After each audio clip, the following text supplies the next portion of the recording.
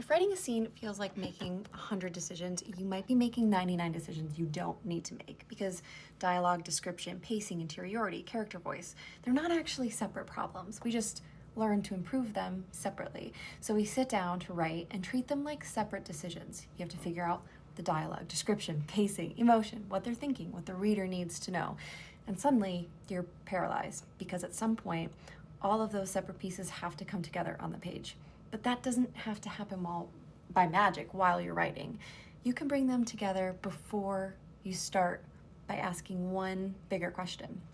What is this character's experience of what's happening right now? Then when you ask, what should they say? Well, what do they want right now? What are they afraid to say? What does this moment mean to them? And then what belongs in the description? Well, that's what are they noticing during this experience? What matters to them and what would they completely ignore?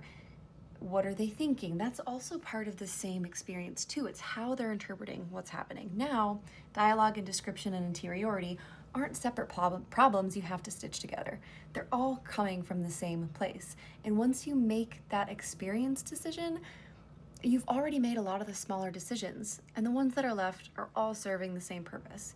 You're not trying to make 100 separate pieces all work together. You're building one experience. And that gives you a much clearer answer to what you actually put on the page then.